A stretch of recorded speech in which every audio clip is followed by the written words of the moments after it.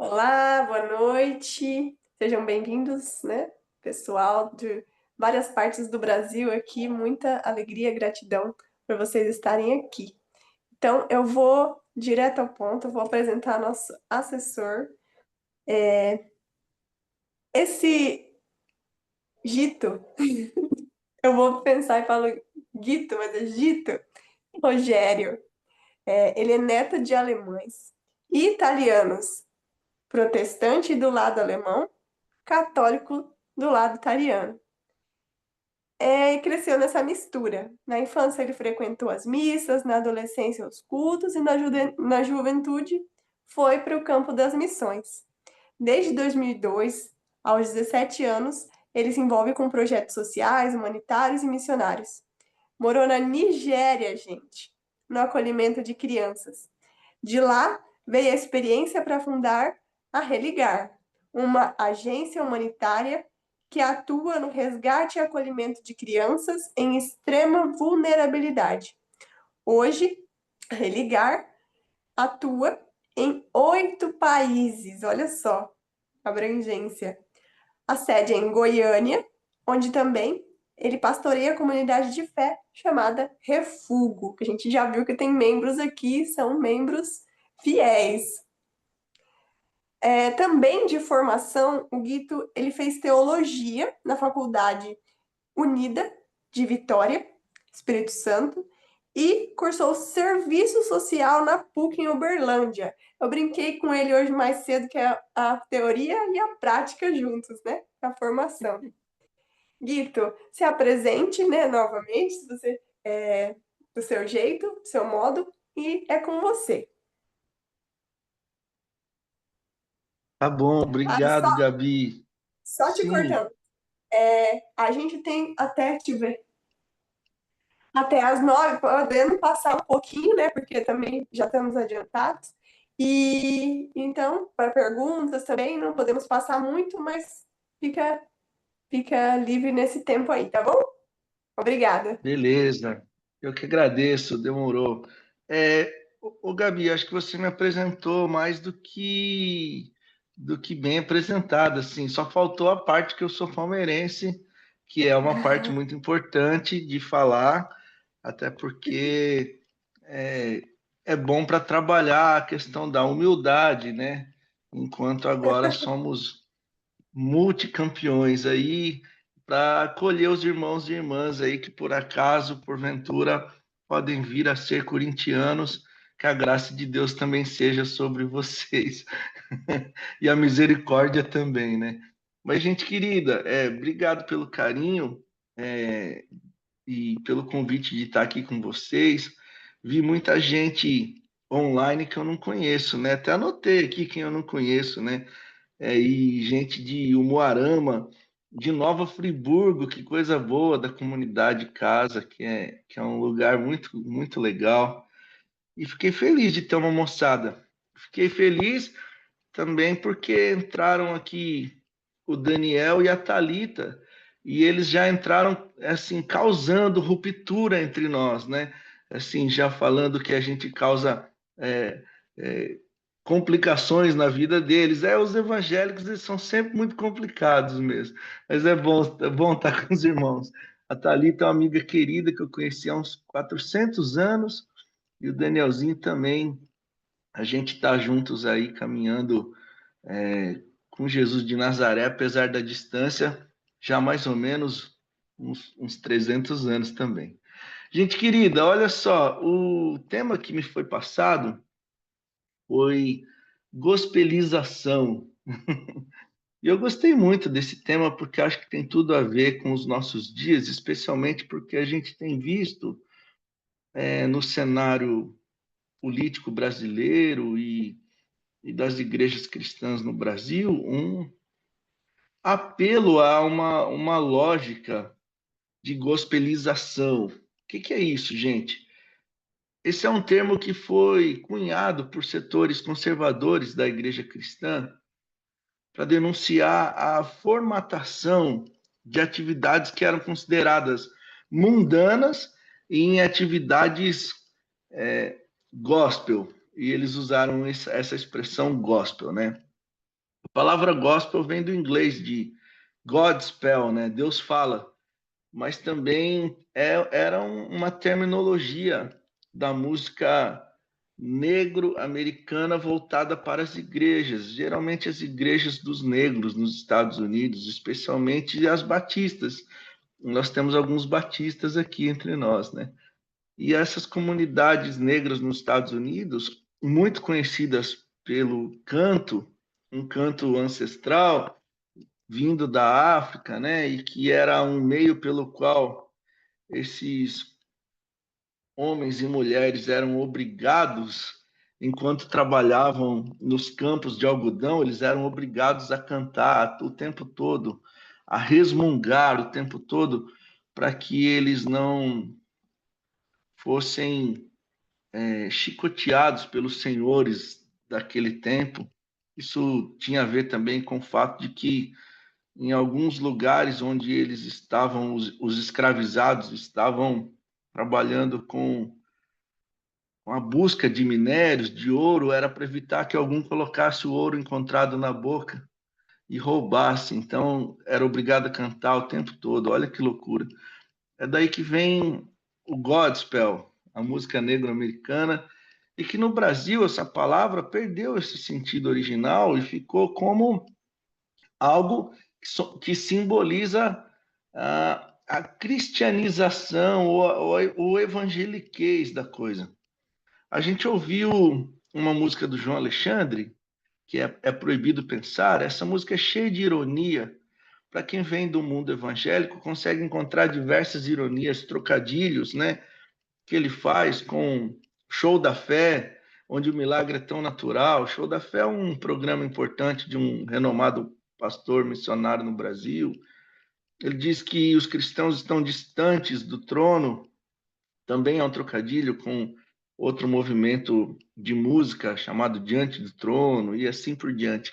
Mas a denúncia do João Alexandre nessa canção é com a dificuldade que muitos setores da igreja cristã têm tido em pensar, em analisar criticamente o movimento do qual nós estamos inseridos. E aí, gente, que o movimento de gospelização é aquele que quer transformar tudo o que a gente considerava mundano em sagrado. Por exemplo, a gente criou as baladas gospel, né? A gente criou a micareta gospel, ou o axé gospel, uma cantora famosa no Brasil que está consertando todas as letras que tinham um cunho de religião de matriz africana, está passando para uma questão mais, está convertendo as letras para o cristianismo, né? Aí tem o carnaval gospel, a gente tem a música gospel, que é a mais famosa, as lojas de roupa ou moda gospel, como se a sua camiseta fosse menos de Deus do que a minha, porque a minha, afinal de contas, está escrito Jesus e a sua está escrito a marca só. Por incrível que pareça, alguns anos atrás surgiu o pornô gospel. E é uma loucura porque livros que ensinavam, livros e filmes, né, ensinando casais cristãos a como se envolverem sexualmente. Então, assim, virou uma loucura, porque, afinal de contas, a lógica da gospelização é uma lógica sem noção. Ela não tem a ver com o evangelho de Jesus. Ela tem a ver com um mercado, com um fortalecimento de um setor, né? E para essa moçada, para essa lógica da gospelização, ela se dá porque eles compreendem que há duas realidades no mundo. Essas realidades são influenciadas pelo dualismo grego e também um pouquinho pelo apóstolo Paulo. Eu acho que não era a sua intenção, mas acabou sendo uma influência. Quando eles separam, por exemplo, corpo, espírito, carne e alma, sagrado e profano, igreja e mundo, né? E aí dividiram as coisas entre boas e más. Então, por exemplo, o corpo não é interessante, o espírito é que sobrepõe-se ao corpo, né? A carne humana, a nossa carne é fraca, a alma já é, olha, a psique, aquela coisa toda. O, e a igreja é o lugar onde Deus está, o mundo é o lugar onde o diabo está. É mais ou menos uma lógica assim de dualidades, né? E aí, para as pessoas, ou para o paradigma que coordena essa lógica, a, existe um mundo, e o mundo é tudo aquilo que não é gospel, e existe o gospel, que é tudo aquilo que não é mundano. Dividiu-se o mundo em dois, né? E essa lógica vai privilegiar a criação de uma cultura de gueto, que tem uma linguagem própria, tem uma vivência, tem um mercado próprio, e é um mercado que lucra muito. Hoje, em se tratando de música, a música gospel vende muito mais do que as músicas que são chamadas, então, pelos setores gospel de seculares, né? E como se existisse Ré maior de Deus e Mi menor do diabo, né? Então, assim, não existe a menor condição de uma música ela ser de Deus ou do diabo, porque afinal de contas as notas são todas as mesmas, né? É só uma questão de nicho de mercado. E esse nicho de mercado, gente querida, levou a gente a uma disputa por dominação, uma imposição cultural, um processo de colonização. E nós ouvimos, inclusive, de políticos brasileiros dizendo que as minorias precisam, então, se submeter à maioria. Ou seja, se a maioria do país é cristão, é cristã, a gente precisa, a longo prazo, substituir a, as nossas leis por leis bíblicas, substituir a Constituição pela Bíblia e formando, assim, um processo chamado de teocrático, né? E que ele está distante da proposta do Evangelho de Jesus, mais uma vez. Agora, vejam só, embora a expressão gospelização seja uma expressão nova, os grandes, alguns setores, né, das igrejas, por muito tempo, foram tentando dar jeito nas expressões culturais. Por exemplo, os nossos irmãos da igreja, de alguns setores da igreja católica, fizeram isso também com festas tradicionais, como, por exemplo, a mais famosa delas, o carnaval, né? Quando eles deram um jeito de resolver a parada, reorganizando para antecipar a quaresma, que era mais ou menos assim: olha, já que nós vamos ficar um tempão sem carne e sem bagunça, vamos bagunçar alguns dias para a gente não chegar nesse período com tanta abstinência assim, né? Então, eles foram dando algum, alguns jeitos em festas consideradas até então pagãs ou não muito sacralizadas, em algo que pudesse ter um sentido religioso e tudo mais, né? E aí, entre os movimentos mais de tradição evangélica conservadora ou fundamentalista, a gente pôde ver também essa transformação de nomes, simplesmente. É mais do mesmo, como a gente ouviu na música do João Alexandre, são meras repetições, mais do mesmo, só que com uma nova embalagem, né? E aí essa embalagem é para disfarçar. Então, quando, por exemplo, a, eles querem curtir uma festa, um carnaval, mas aí fica chato, porque afinal de contas a gente passou a vida toda falando que carnaval é a festa da carne, e é onde os instintos estão soltos, e as pessoas estão seminuas, e todo aquele moralismo. Então, o que a gente faz? A gente cria o nosso, o carnaval gospel, que vai tocar o axé gospel, e que vamos ter as pessoas tá quase seminuas, mas com as roupas de baixo gospel. E aí, afinal de contas, a gente vai fazendo com que tudo seja gospel para poder viver nesse processo de hipocrisia, né? A palavra hipócrita vem daquele que põe a máscara, né?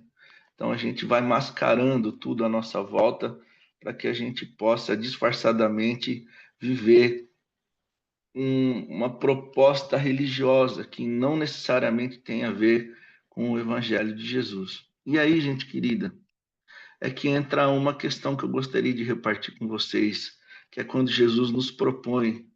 Ele propõe aos seus discípulos, e como hoje nós falamos em nome de Jesus, somos seus discípulos também, a proposta chegou para nós, né? Que é de sermos luz no mundo e sal na terra, né?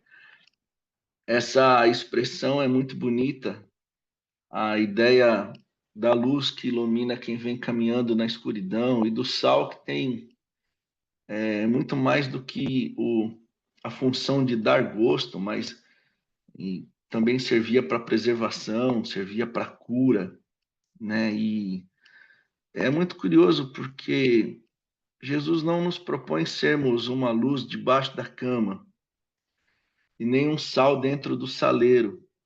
O objetivo da luz não é ser vista. Ninguém fica olhando para o sol, que é o luzeiro do mundo, mas é por causa do sol que a gente olha para todas as outras coisas. É por causa da luz que o sol nos presenteia que a gente consegue enxergar todo mais.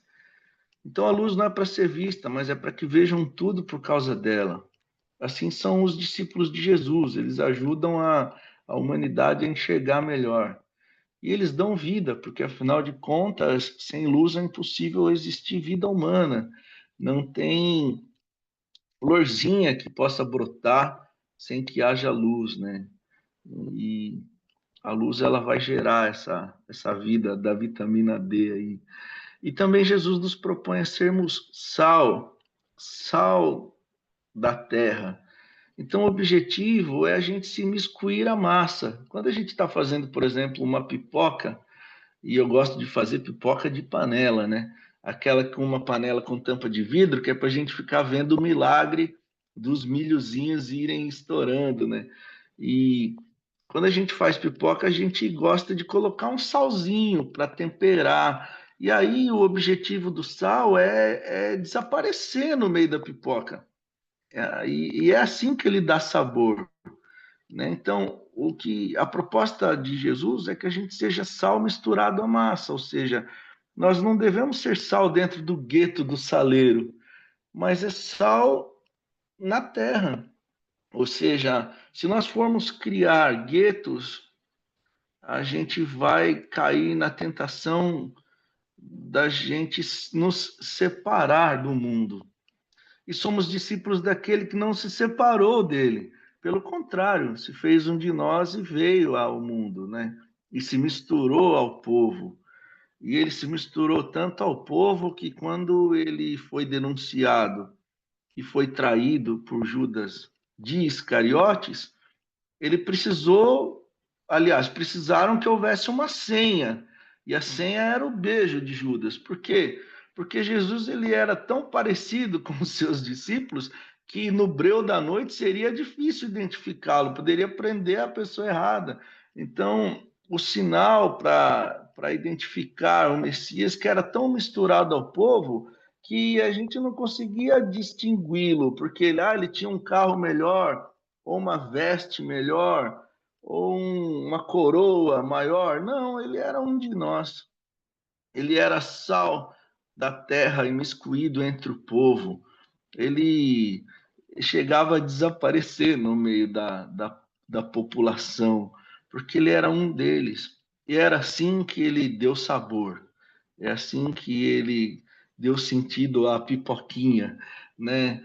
Então, gente querida, é importante que a gente pense também que Jesus participou das festas do seu povo, né? Os seus pais, Maria, em especial, e José, que provavelmente já era mais velhinho, eles levaram Jesus ao Templo de Jerusalém, conforme a tradição. A gente sabe disso porque o relato nos conta que com 12 anos Jesus já começou a causar no templo, né? Que foi quando ele ficou perdido ali, esquecido, foi o primeiro esqueceram de mim da história, né? E não foi com Macaulay Culkin, foi com Jesus de Nazaré.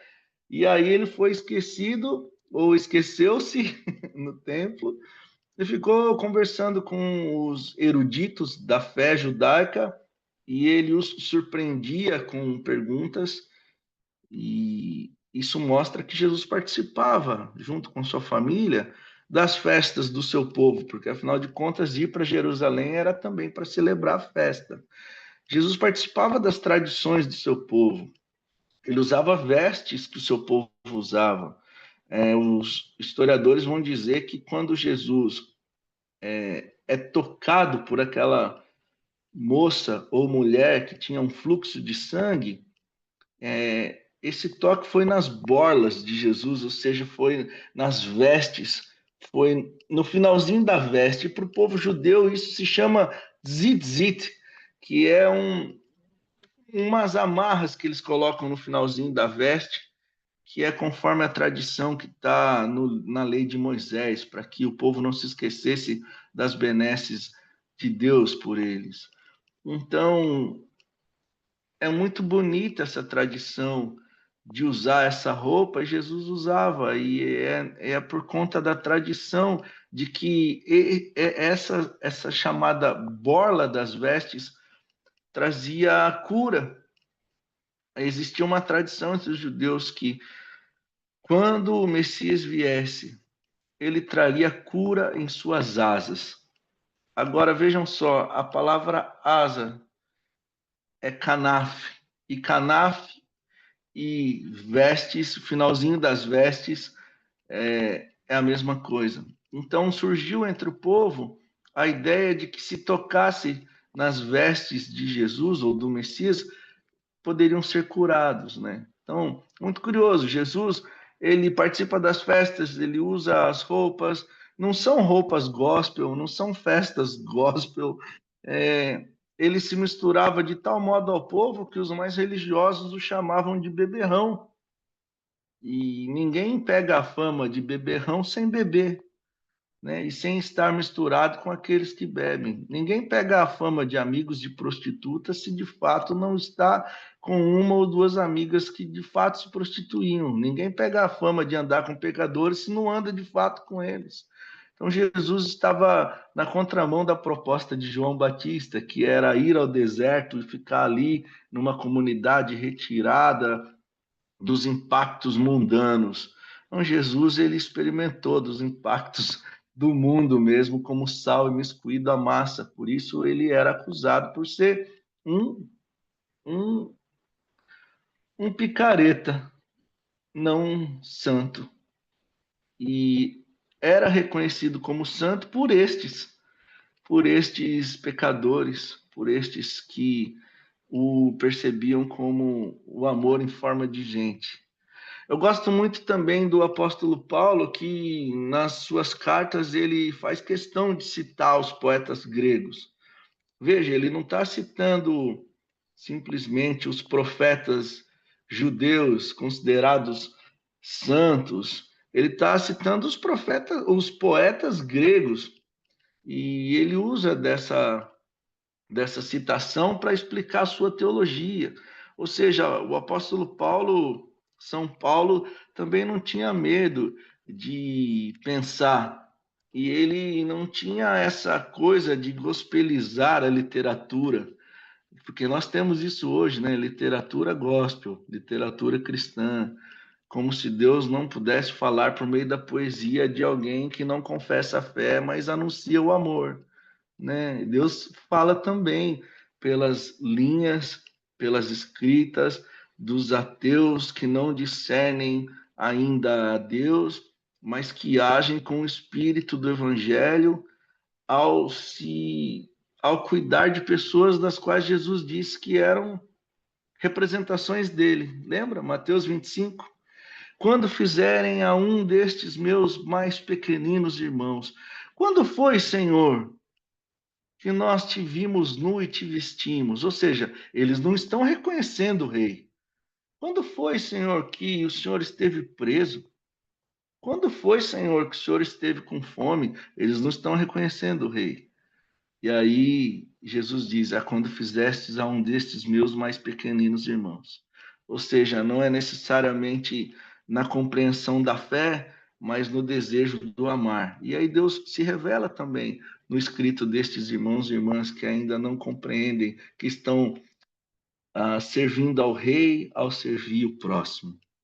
Gente querida, eu quero ir para os finalmente aqui,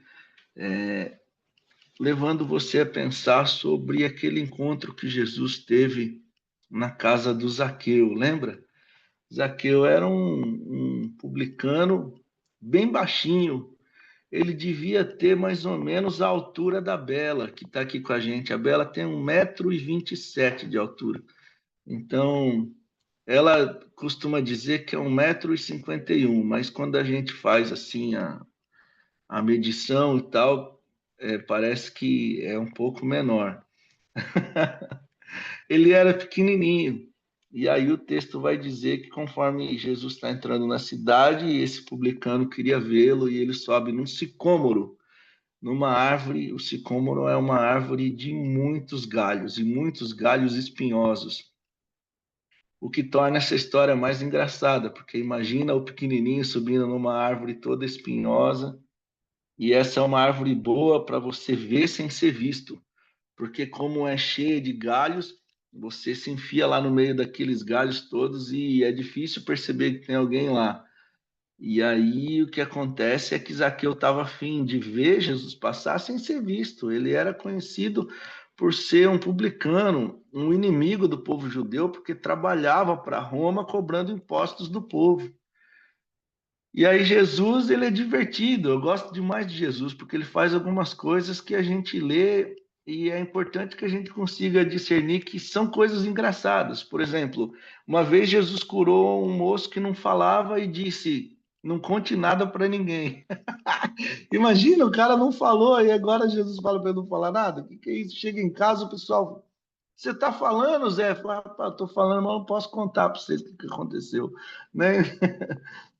Outra coisa legal é que quando Zaqueu está tentando se esconder, Jesus, que está cercado por uma grande multidão, ele faz algo que leva todo mundo a olhar para cima. Jesus para e olha para a árvore, para o sicômoro. E aí, como ele era o centro das atenções, todo mundo olhou também. De repente, está todo mundo vendo o Zaqueu lá. Ei, Zaqueu, olha lá o Zaqueu escondido em cima da árvore. É um pilantra esse Zaqueu. O Zaqueu rouba da gente. Olha lá, tá roubando e tá escondido lá. E aí Jesus fala para ele: Zaqueu, desce depressa. Isso aí também é engraçado, porque como é que desce depressa? Ele era pequenininho, ainda cheio de espinho, vai descendo, vai espetando tudo, espeta aqui, espeta ali, e aí desce depressa. E aí Jesus fala algo que deixa todo mundo inconformado, que ele diz que me convém ficar na tua casa. Ou seja, Zaqueu, desce aí, vai preparar a janta que eu estou chegando. O problema de Jesus ir para a casa de alguém é que ele nunca ia sozinho, ele sempre levava no mínimo 12 com ele, ou seja, chegar toda aquela galera para a janta. E os textos, né, que relatam essa história dizem que Jesus ele não faz uma análise do tipo, será que eu vou comer da janta do Zaqueu? Porque talvez essa janta tenha sido comprada com dinheiro que foi extorquido do povo de Israel. É ilícito, né? Será que eu devo entrar na casa de um publicano? Os judeus não conversavam direito com eles, os odiavam. Mas Jesus não faz isso. Jesus diz que eu quero ficar bem na sua casa mesmo. E aí o publicano, o Zaqueu, fica completamente constrangido daquele homem na sua casa. E o texto vai dizer que eles estão jantando, ou seja, eles estão em torno da mesa, conversa vai, conversa vem, atitudes de amor acontecem, de respeito, de partilha, e isso é suficiente para constranger o Zaqueu. Veja, não teve um apelo, não teve uma pregação, não teve necessariamente um culto ali. A presença de Jesus ali foi o próprio culto, porque o modo com o qual ele estava tratando tudo e todos, a partilha da mesa, o afeto, fez com que Zaqueu, uma hora, sem ninguém pedir, sem ninguém oprimi-lo, sem ninguém apertá-lo, foi uma decisão da consciência. Ele levanta e fala: "Olha, eu resolvi que eu não vou ser mais ladrão, hein? e por acaso tudo que eu roubei do meu povo, eu vou restituir muito mais do que a lei de Moisés ordena. E ele passa, nesse momento, a ter uma nova compreensão a respeito da vida. E é a partir desse momento que Jesus chama todos os discípulos e diz: Olha, agora houve salvação nessa casa. A salvação não é porque agora o Zaqueu estava indo para o céu. A salvação é porque agora ele era uma nova criatura com uma boa consciência. Essa é a salvação de Jesus para nós agora. É a gente ter nova consciência e viver de modo digno na promoção do reino de Deus. E as questões de céu são consequências das questões de como viver na terra, né? E aí, gente querida, eu estou contando isso tudo para vocês porque nós tivemos uma música, que é uma música evangélica, né? Que virou mais do que uma música do gueto evangélico. Ela expandiu-se de tal modo que ela foi tocar na novela. E ela é a música mais tocada nos presídios nos nossos dias, e todas as comunidades de periferia conhecem muito bem essa canção, que é a música sobre o Zaqueu, que a gente canta: entra na minha casa, entra na minha vida, é ou não é? E aí essa é uma música que o povão gostou, e é uma música que fala com o povão. E eu confesso para vocês que se eu fosse amigo do autor dessa letra, eu ia propor uma pequena mudança. Não, não iria mudar a letra, não, só ia trocar. Ao invés de dizer entra na minha casa e depois entra na minha vida, eu ia propor o contrário. Embora talvez isso não fosse dar rima nenhuma, mas seria algo como entra na minha vida e assim entra na minha casa. Sabe por quê, gente querida? Porque quando a gente pede para Deus entrar na nossa casa, primeiro, significa a lógica da gospelização. A gente põe Deus em tudo. Então a gente vai fazer um vestibular, a gente falou: Deus, entra na sala de aula para eu conseguir tirar 10 na prova. A gente vai ter uma entrevista de emprego, a gente fala: Deus, entra na entrevista de emprego para eu poder passar. Quando a gente vai cobrar o pênalti, a gente fala: Deus, ser com a minha perna aqui para eu chutar a bola certinho para fazer o gol. Ao mesmo tempo está o goleiro orando lá: Deus, me ajuda aqui, pelo amor de Deus, que eu consiga pegar o pênalti. Né? É a lógica da gospelização. A gente acha que Deus ele vai dar prioridade para nós porque a gente anuncia ou fala em nome de Jesus no final das frases.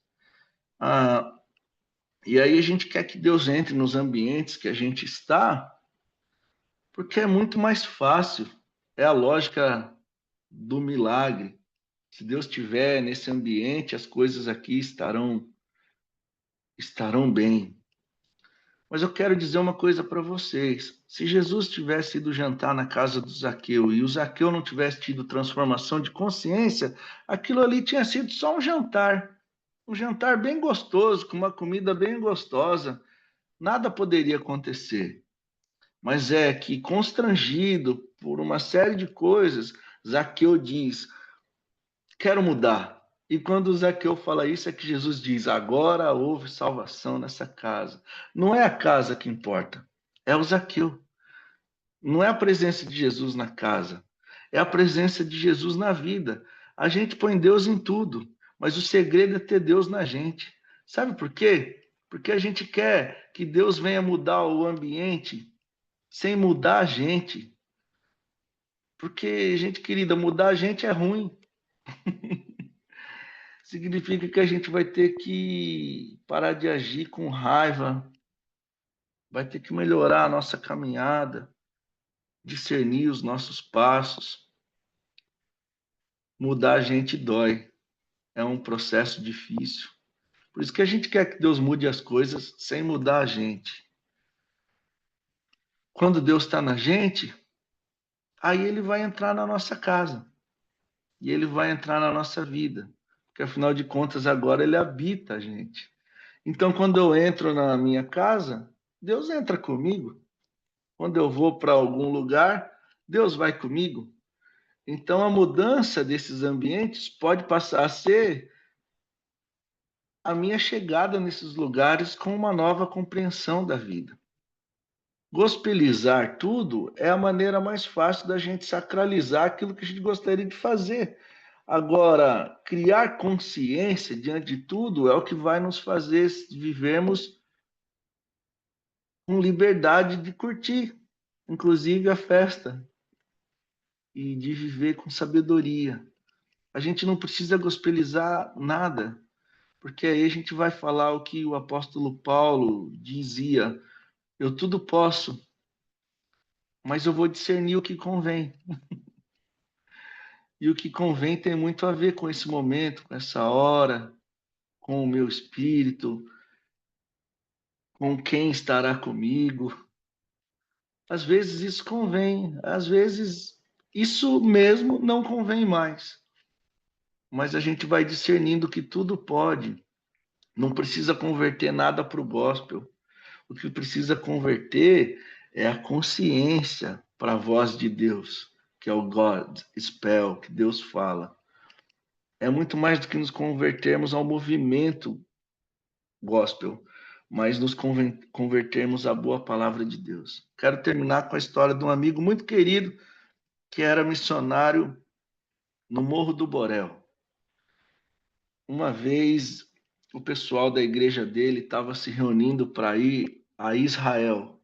Israel também virou um lugar gospel. As pessoas vão para lá para mergulhar no rio, para encostar a mão no templo, para achar que Jesus está mais lá do que aqui, né? E ele estava com vontade de ir para lá. E aí ele estava num momento de oração e ele fez uma oração muito sincera. Falou: Senhor Jesus, deve ser muito legal pisar onde o Senhor pisou, andar nos lugares em que o Senhor andou enquanto esteve entre nós. Ah, eu gostaria de Israel, nem se fosse para ir carregando a mala do povo, que eu queria andar por onde o Senhor andou. E aí ele conta que sentiu aquela boa voz de Deus que nos fala ao coração. Não sei como é que fala com você, mas Deus comigo me fala ao coração. É uma ideia que eu não tinha pensado, é uma fala de alguém que encontra certinho o meu coração. E aí ele ouviu dentro de si aquela boa voz dizer assim: mais importante do que você andar por onde eu andei é se você permitir que eu ande através de você nos lugares em que eu não andei.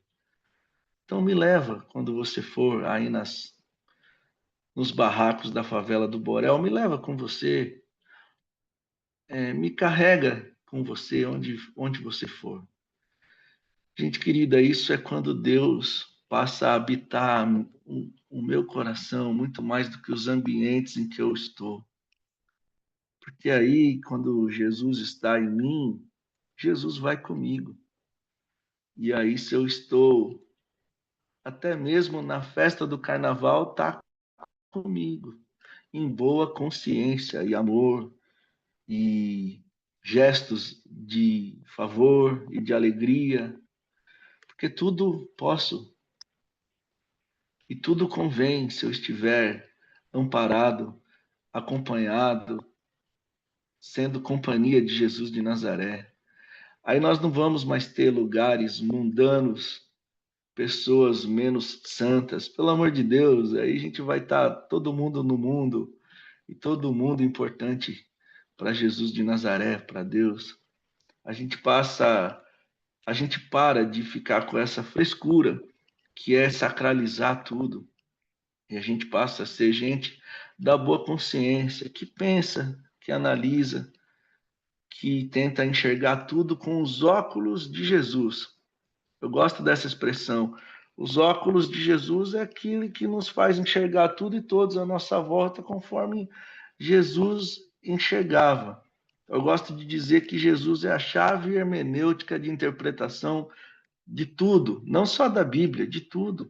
Eu quero olhar para a vida como Jesus olharia. Eu quero olhar para Gaza como Jesus olharia. Eu quero olhar para o carnaval como Jesus olharia. e isso vai me desgospelizando e me tornando um ser cheio do Evangelho de Jesus, desafrescurado e capaz de tocar tudo e todos com pureza de coração e com leveza e com alegria. É isso, gente querida. Deus abençoe você. Tomara que essa mini aulinha, mini ideia possa ter feito bem ou feito sentido a você, ao seu coração. Obrigado mais uma vez pelo convite de estar com vocês. Eu quero agradecer na pessoa da Marina, que foi quem me convidou, e da Gabi, que com intimidade já, que é quem me recepcionou aqui, me acolheu, e a todos nós. Deus abençoe vocês, gente. Amém. Muito obrigada de coração, Dito. Muito bom. É, acho que todo mundo sentiu o tanto que que você é preparado, que você tem conteúdo. É, muito bom mesmo. Gente, eu quero saber se alguém tem alguma pergunta. Se Marcela, se puder me ajudar aí no chat, se tem alguma pergunta. Ou se alguém quiser abrir o microfone, fazer uma pergunta para o Tito, aproveitar. No chat, por enquanto, ainda não temos, tá? Certo. Alguém tem alguma pergunta? Ô, Gito, o Palmeiras tem mundial? Brincadeira, gente. Aí, tá vendo, Gabi? O inimigo, sempre tem um inimigo no meio do povo de Deus aí, ó. Um usado.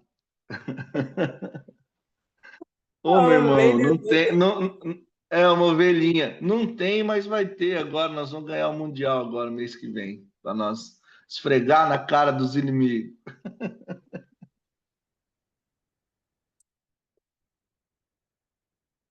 E aí, gente? Assim, é, é um tema bem atual, né? Tá aí, emergente. Alguém gostaria de fazer algum comentário, alguma pergunta? Eu tenho uma pergunta aqui, mas eu gostaria que alguém de vocês tivesse alguma dúvida, algum comentário, alguma curiosidade a respeito desse assunto.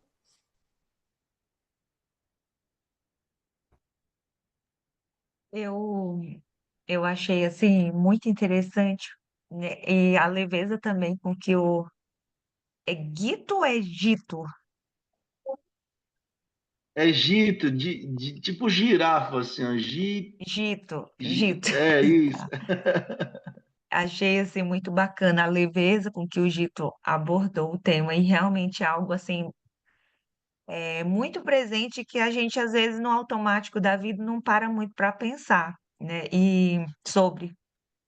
E eu percebo assim que a juventude hoje de maneira geral, não só evangélicos, mas percebo católico também, pelo menos nos grupos assim que eu convivo, muito essa movimentação dessa coisa de se fechar, né, no mundinho particular e ditar o que que é certo e o que que é errado sobre os outros, né? Eu percebo muito isso.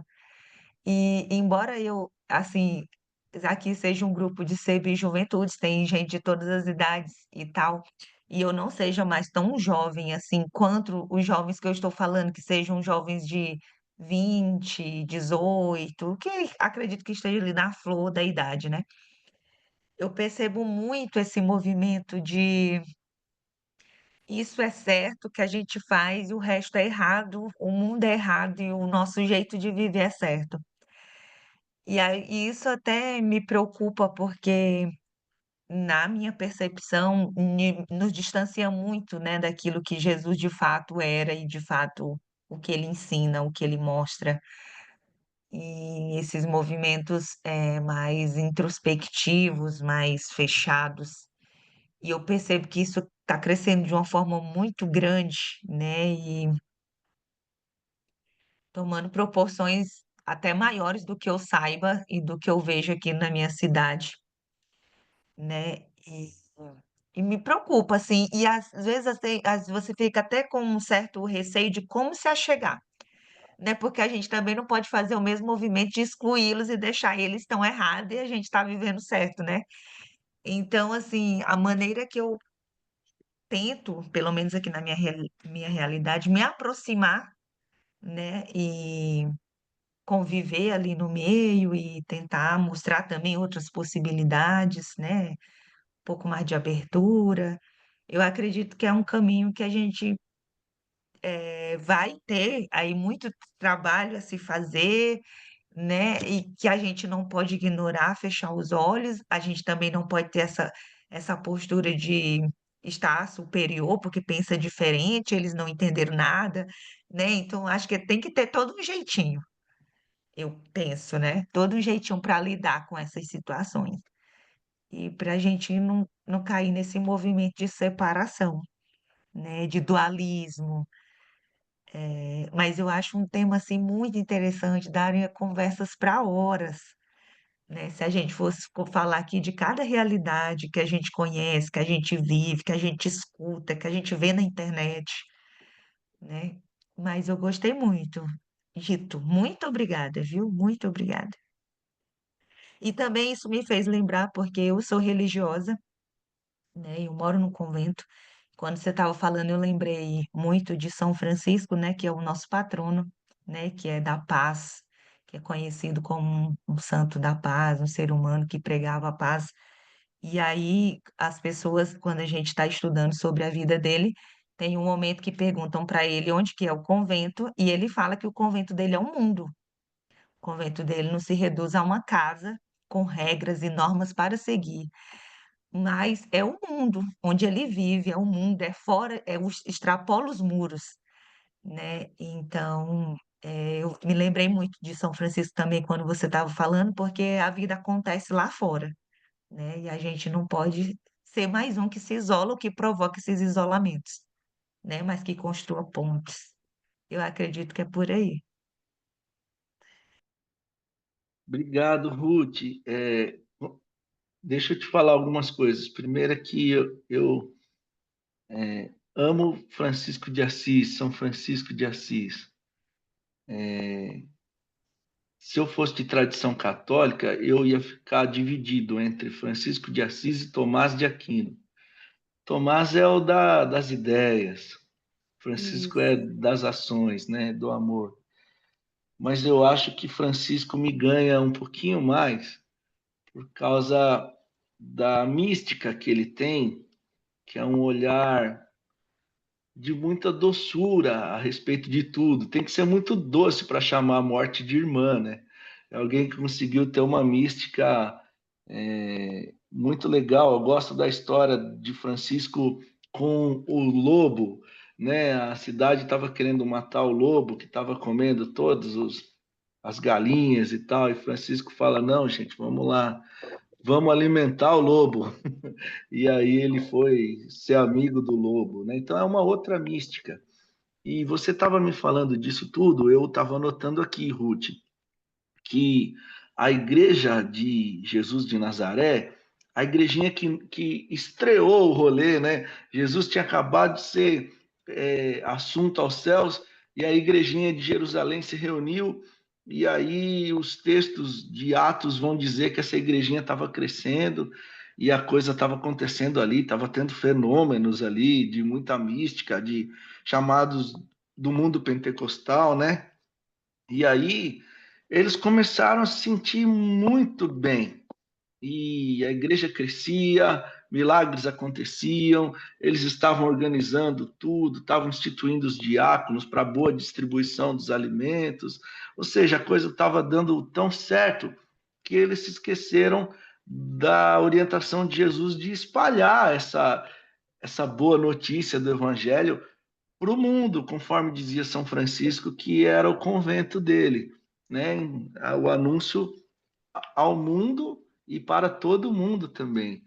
E aí eles foram ficando ali, foram se guetificando ou seitificando, porque uma seita nada mais é do que a ideia de que só nós somos bons e só nós estamos certos, né? E não existe vida para além de nós. E aí essa moçada foi ficando em Jerusalém, Só o nosso jeitinho é certo, e aí o Espírito do Senhor começa a fazer a maior loucura, né? Primeiro que Herodes manda matar todo mundo, aí obriga todo mundo a correr. Mas uma outra coisa que acontece também é que o Espírito Santo de Deus começa a falar e converter os pagãos. Lembra do centurião, que São Pedro tem que ir até a casa dele, e o Espírito do Senhor cai sobre todos os pagãos, não cai sobre os judeus, os cristãos. Até então eles não eram chamados de cristãos, eles eram chamados de os do caminho, mas o Espírito do Senhor não cai sobre os do caminho, cai sobre os pagãos. E os do caminho ficam olhando. O que é isso, gente? Que loucura é essa? Depois, uma outra coisa que acontece é que na perseguição todo mundo corre para um lado, corre para o outro, e aí alguns discípulos de Jesus fogem para a região da Antioquia.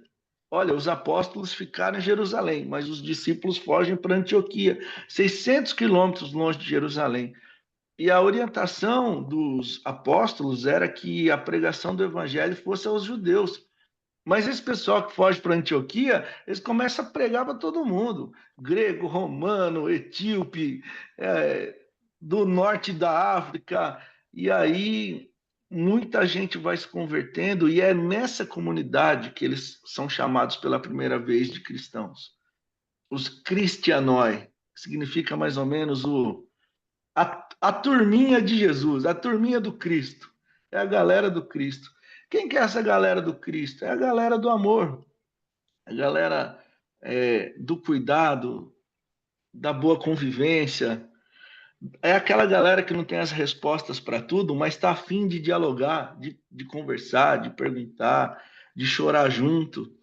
E aí é um movimento tão louco que acontece ali que até os apóstolos pedem para que Barnabé e Saulo possam ir até Jerusalém para explicar que loucura Deus estava fazendo entre os pagãos, né, os não gentios, aliás, entre os gentios, né, os incircuncisos.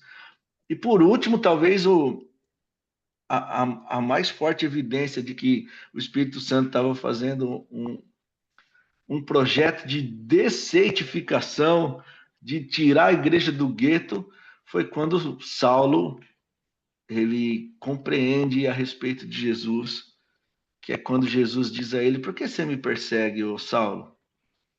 Você está achando que está perseguindo esse povo, né? Mas você está me perseguindo. Lembra lá de Mateus 25? Se Jesus se identifica com quem passa necessidade, Jesus também se identifica com quem sofre. E aí é quando Jesus fala: você está me perseguindo, Saulo. E aí o Saulo tem essa compreensão a respeito do amor. E aí o ministério dele é completamente para a galera do mundo, para a galera do mundão, para a galera que está fora dos ambientes religiosos, né?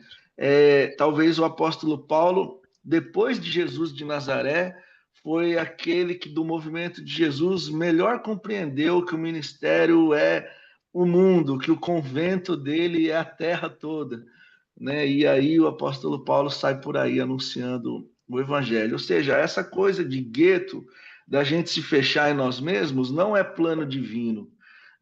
Deus não gosta dessa certificação que a gente fica enclausurado entre nós. A clausura tem que ser para nos levar na direção do outro, na direção dos nossos irmãos e irmãs. A não ser que você tenha tido um chamado muito especial para você ficar quietinho lá. Mas isso é um chamado muito especial para a maioria dos discípulos de Jesus. A coisa toda é estar na terra, a coisa toda é estar envolvida com o povão. Só entre o povão é que a gente vai conseguir anunciar o evangelho de Jesus, né? Então é o que você disse, a gente tem que ter todo o jeitinho. E esse jeitinho a gente vai aprendendo na convivência, né? A gente vai aprendendo na irmandade, a gente vai descobrindo à medida que a gente vai estando pertinho, né? E aí a gente vai pegando até o jeito, até o sotaque, né? Lembra quando Pedro estava sendo acusado de ser discípulo de Jesus? O pessoal falou para ele assim: olha, você é deles, né? Ele falou: não, eu não sou, não. E aí ele falou assim: é sim, porque até o seu jeito de falar lembra o jeito de Jesus. Ou seja, pegou o jeito. E aí, quando a gente pegar o jeito do povinho, ou do povão, aí pode ser que a gente tenha ferramentas para comunicar, para falar o coração, né? Então, o nosso desafio é a gente estar lá entre eles, sendo luz e sendo sal, né? E é isso, minha irmã. Que o patrono da paz, Francisco, te abençoe e que você jamais esqueça que o nosso convento é esse lugar chamado planeta Terra, né? Jesus disse: ide ao mundo, né? Ele não falou exatamente onde, ou seja, então qualquer lugar que eu puder chegar, tá valendo, né? E não falou ide à galáxia, senão nós tínhamos que ir também para Plutão, Saturno, né? Mas ele sabia que era longe demais, então vamos ficar só nessa terra mesmo. Deus te abençoe, Ruth. Obrigado, viu, pela sua provocação. Ah, amém, você também. Gente, alguém mais? Vou abrir para mais uma pergunta só, né, para a gente não se alongar aqui. Oi? Alguém tá me ouvindo? Oi, sim. Oi, Eu sou a Oi, boa Divina. noite. Boa noite. Oi, muito Bem, eu bem-vinda. conheço o Gito há uns 17, 18 anos, mais ou menos. A gente tá novo, hein, Gito? estamos novinho. É. Bem, ele falou uma coisa, eu falei assim, não, eu não ia falar, eu ia ficar na minha árvore, lá de cima ouvindo. Mas eu senti de compartilhar uma coisa que há uns 17 anos atrás foi quando eu ouvi o Gito falando sobre a primeira vez e ele falou sobre esse testemunho, essa palavra que ele falou sobre a gente ser Jesus nos lugares que Jesus não foi, a gente levar Jesus. Isso ficou tão marcado para mim e eu tive uma oportunidade assim muito especial de Deus de poder estar em outro continente, entre povos tribais. Então, quando eu estava em Vanuatu, que ninguém me entendia e que eu também não entendia em palavras, mas a gente só tinha expressão em servir em amor. Então, assim, eu recordei isso, eu falei assim, isso ficou muito gravado na minha mente e no meu coração. E muito obrigada, Gito. Você é inspiração para mim. Ô, Muito divina querida, seu nome já é um nome que reflete a Deus, né? Porque você é da parte dele, é divina, né? E eu lembro quando você estava lá, você estava em Vanuatu, né? A gente não sabe nem como que pronuncia direito o nome do lugar. Imagina como é que fala com o povo, né? E vocês não sabiam falar. E ainda assim vocês foram tocando e abençoando um montão de gente.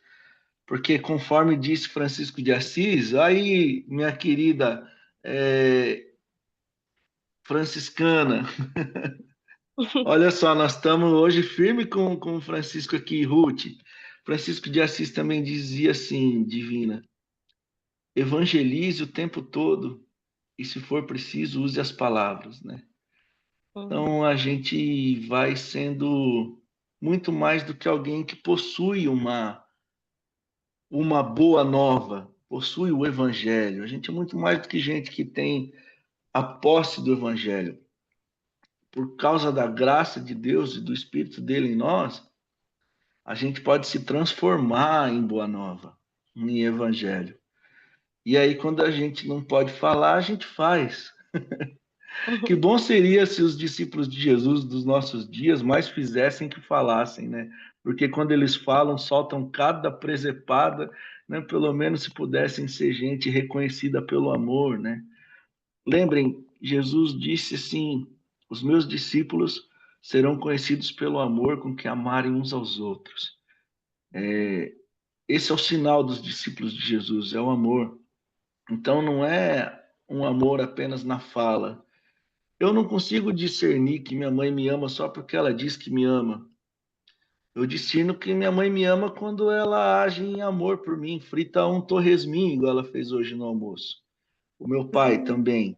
Eu não discerno o amor do meu pai apenas porque ele de vez em quando fala no final das ligações, oh, te amo, mas é quando eu vejo nos atos dele um amor no desejo de cuidar, de fazer com que tudo esteja bem e certo para que eu tenha uma vida legal. Então, assim, os discípulos de Jesus, se puderem ser pessoas das ações do amor, mesmo que não falem nada e mesmo que não saibam falar na língua, a linguagem do evangelho é o amor e ela traduz absolutamente tudo. E as pessoas vão compreender que são amadas por Deus à medida que elas forem compreendendo que são amadas por nós. Então a gente se transformou também no evangelho que a gente prega. A gente passa a viver o que prega e pregar o que vive. E esse é o sentido de ser cristianói, discípulos de Jesus, do Cristo, né? Divina, graças a Deus pela sua vida. Deus te abençoe muito. Obrigado, viu? Obrigada, Divina. Obrigada, Ruth, pela participação. Gente, então, para finalizar, a Ruth preparou uma oração para a gente, tá? Agradecer novamente. Muito, muito obrigada, Gito. Obrigada a todos os discípulos aí, fiéis. E no final da oração, a gente volta a conversar para fazer um convite para vocês, tá bom?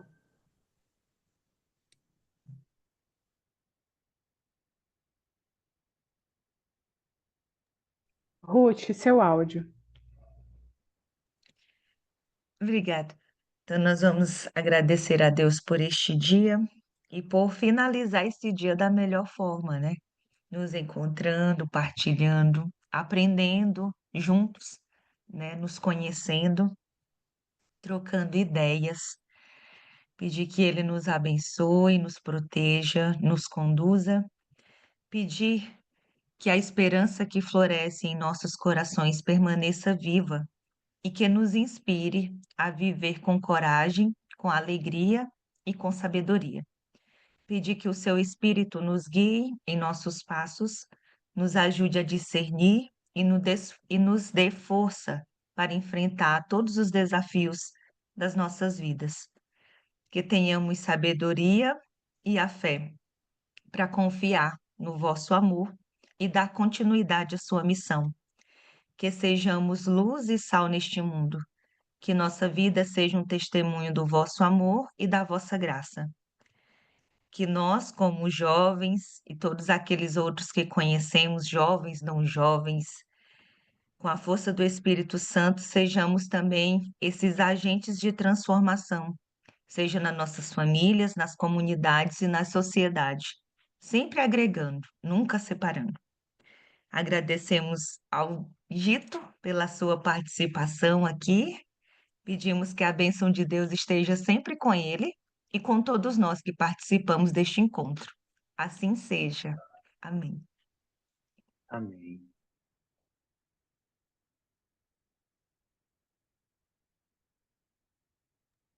Gabi, o microfone? Mas que coisa! Obrigada. Gente, alguém da equipe de organização aí quer dar algum recado? Marina?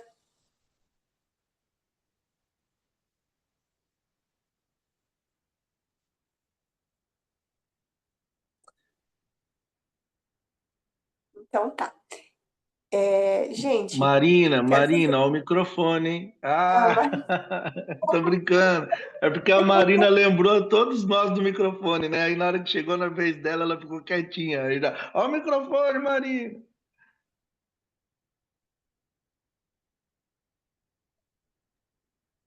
cadê ela? Fugiu, tá vendo? Foi-se embora. Gente, enquanto a Marina consegue colocar o microfone, eu vou fazer um convite para vocês, tá? Nossas lives são todo mês, são mensais. E a gente quer fazer um convite também para que todos que estão aqui assistindo, jovens, assim, essas lives são para todos, tá? São as mensais, são para todos, temas relacionados com a juventude, temas atrativos para todos, né? Que estão emergentes no momento. E Nossas lives são mensais e nós temos um grupo que nós aprofundamos esses lives, a gente discute, a gente se cria vínculos, a gente tá para viver, né, a vida cristã juntos. A gente tem esse grupo no WhatsApp. Então, assim, é um convite para jovens, não tem a idade específica, mas assim, não, eu não quero que quem não é jovem, não tão jovem, não se sinta excluído, mas assim, essa é mais para a gente ter um espaço mesmo para falar abertamente, sem medo de, enfim, né? É um espaço para jovens. Então, quem está aqui assistindo e que conheça jovens, ou se você mesmo quer participar desse grupo, aí estendo o convite até ao Gita, as meninas que estão aí, a Daniela também, enfim. Gente, participem desse grupo. Eu posso mandar o link do grupo, o convite do grupo para vocês. Não sei se a Marcela tem. Marcela, tem como enviar o link do grupo no. Como que é o nome? No chat. E também posso mandar para o Gito, ele manda para vocês, se vocês quiserem participar, entrar no nosso grupo para poder continuar essa conversa e outras, e assim, fazer essa consciência, né, de não ficar só na palavra, não só nunca na individualidade, mas tentar levar para o social de alguma forma isso, né? Então, fica o convite para vocês. Marina, será que vai conseguir falar? Foi embora? Então é isso, gente. Obrigada, bom descanso. É, Deus abençoe, Gito, todos vocês. E fiquem com Deus. Amém. Deus abençoe. Obrigado, gente. Amém. Tchau, tchau. Tchau para vocês. Tchau, boa noite. Boa noite.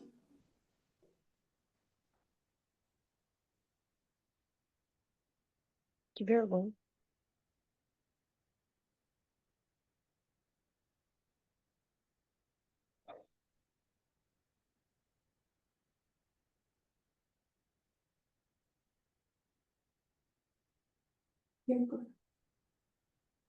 Ô, Marcela, Acabei de mandar aí o convite, tá? No chat.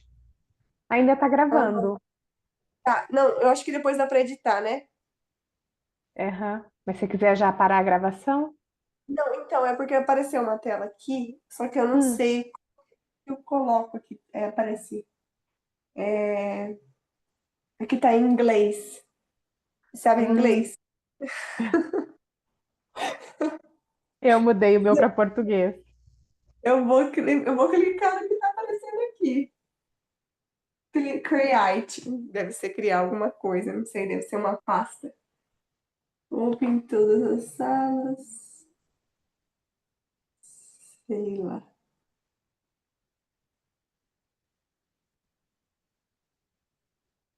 Deixa eu ver, vou tentar tirar uma foto. Migrações na sala simultânea. Nossa, você tá vendo? Eu criei uma sala. Meu Deus, Stop recording. Achei. Achei. Sim.